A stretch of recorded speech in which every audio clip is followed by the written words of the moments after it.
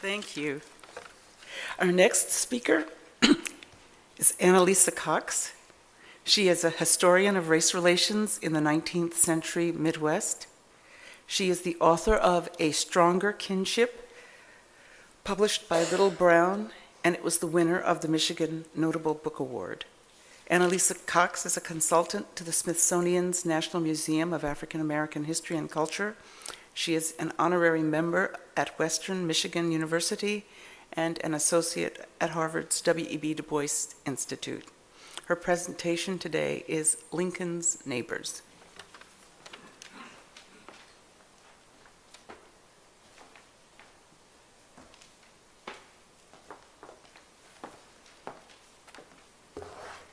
Thank you for being here today.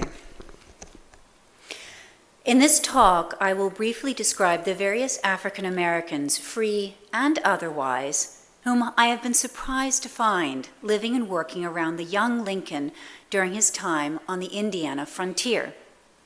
I have been studying the movement of free African American pioneers to the antebellum Midwestern frontier for a number of years, so I already knew that there were roughly 63,000 African Americans living in the old Northwest states of Ohio, Indiana, Illinois, Michigan, and Wisconsin by 1860. I also knew that most of these African Americans lived in rural farming communities, and that free African Americans had created around 70 settlements in these states, and I feel like I'm finding more every day, some of them dating back to the 1810s. But it wasn't until a couple of years ago, while on a trip to southwestern Indiana with a curator from the Smithsonian's new Museum of African American History and Culture, that I discovered this startling connection between Lincoln and African American pioneers. I was introducing the curator to the community of Lyle Station, an African American farming community whose roots go back 200 years. And on our drive there, we passed billboard after billboard advertising Lincoln's boyhood home. Now, I am no political historian, but even I know a bit about the 16th president. And I realized with a shock that all of these African American pioneers arriving in southern Indiana in the first 2 decades of the 19th century were surrounding the young Lincoln. I should add here that there's no smoking gun. No long hidden note in Lincoln's hand about this friend or that friend who happened to be African American in Indiana.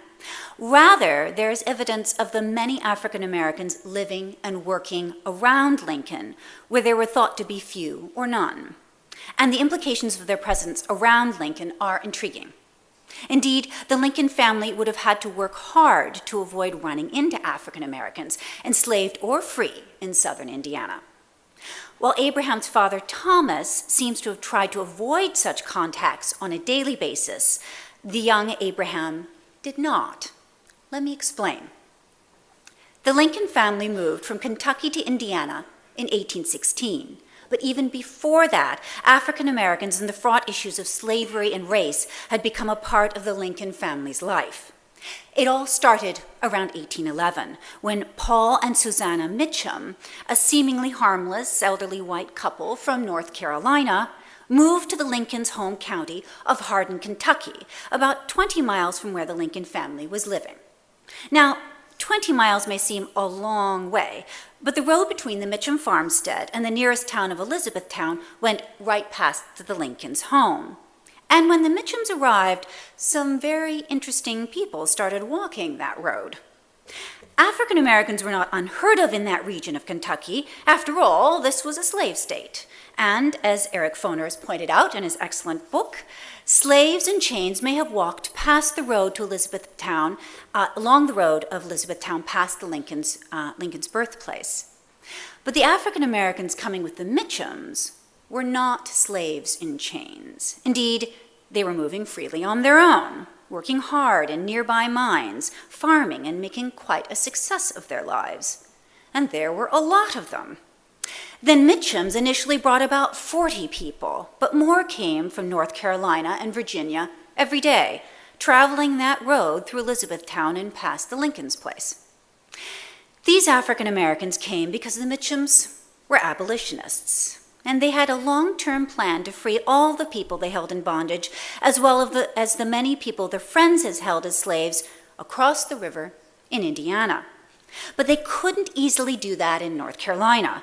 Already, slave states in our young nation were putting up fierce legal blocks to freedom. Indiana, however, was still a territory and had few such restrictions. That does not mean, however, that all whites in southern Indiana warmly welcomed free African American settlers. Far from it. In the midst of all these goings-on, Abraham's father, Thomas, decided that it was time to move. His brother, Abraham's uncle Josiah, lived just outside of Corydon, Indiana, a town of about 200 that was looking forward to statehood and was positioning itself to become the new state capital. But when Thomas visited his brother around 1814, all hell had broken loose in Corydon because the first of the Mitchum folks had arrived. I can't imagine what it must have been like for Abraham's father when he arrived in Corydon, only to find the same African Americans who'd been settling in his county, Kentucky, now moving there. I can imagine, however, what most of the landowning white men in Corydon thought about it, for they wrote a viciously racist petition to the territorial governor about these new settlers, requesting that they be removed immediately. One of the milder sentences reads, "Believe me, my dear sir, my paradise will be converted into a hell if those Negroes remain in this neighborhood."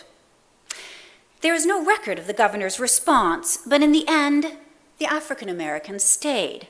Indeed, one became Corydon's first physician. Abraham's uncle Josiah also decided to stay put, despite his new black neighbors. But by 1816, Abraham's father decided not to settle near his brother. Instead, he bought some poor scrubland in Spencer County, a less settled area a full 60 miles west of Corydon. At that time, records show only 5 people of African descent in the county Thomas had chosen for his family's new home.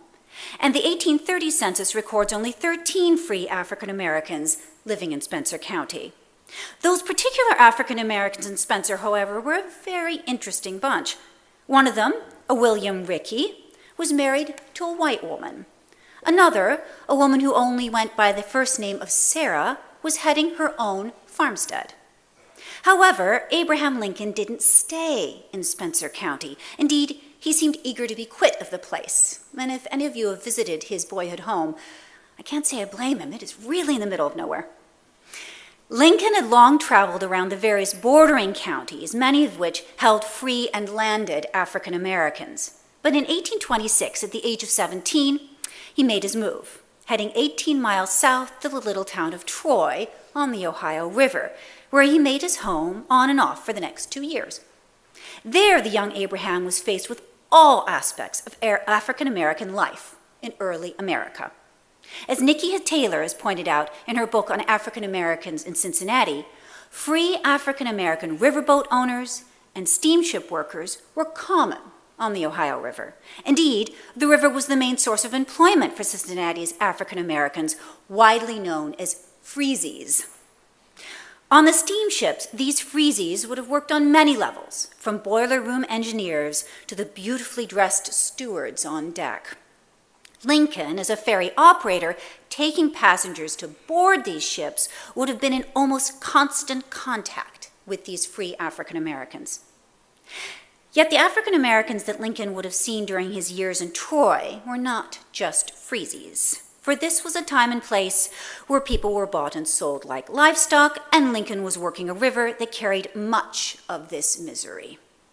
Long before his trip down the Mississippi, the young Lincoln would have been brought face to face with one of the most appalling aspects of slavery, the shipment of people in bondage to be sold at market. Years later, he would write his friend Joshua Speed in an oft-quoted letter describing such a scene, noting, and I quote, "There were on board 10 or a dozen slaves shackled together with irons. That sight was a continual torment to me, and I see something like it every time I touch the Ohio." While this description comes from Lincoln's later years in Illinois when he was a passenger on board, he makes clear to stress that such a sight was not new to him, but a common occurrence throughout his life. There was another aspect of slavery on the river that Lincoln would have been aware of.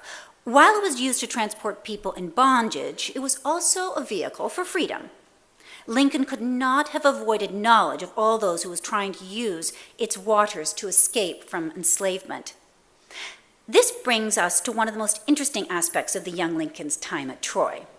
Since Lincoln was so close-mouthed and dry-penned about his youth in Indiana, it can be challenging to draw clear conclusions from what I've learned about the African Americans around Lincoln, but there's one thing we can know for certain. He chose not to hunt people. Now, we all know he hunted vampires. That's a given. But surely the great emancipator would never have been a slave catcher. But he did have the option. They were really, really common along the river. And how tempting that option would have been. After all, here is a young man in his late teens, desperately trying to better himself and clearly uncomfortable with the slurs hurled his way as the son of a poor literate farmer from the scrublands.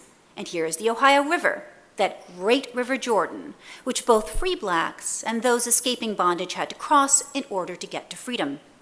And every one of those people of African descent standing on the Kentucky shore, trying to figure out how they would safely cross, were walking wealth, whether slave or free. Their bodies were commodities and of no little value. Abraham could easily have been tempted to take his vessel into the river at night to see if there was anyone on the other shore. Or he could have just paddled to the middle of the river to listen for the sound of labored breathing and the splashing of someone who preferred the risk of drowning to living a life in bondage. He certainly would have seen or known of the floating bodies of those who'd been willing to risk everything for freedom. Given all of the temptations and reasons, one could easily understand how a tall, strong teenage boy who hankered for independence and a chance to get ahead in the world might choose, even if just once, to accost and capture a person for gain. But he did not. Slavery was a business, and businesses keep records, and there are no records of Abraham Lincoln capturing and returning a human being back into bondage.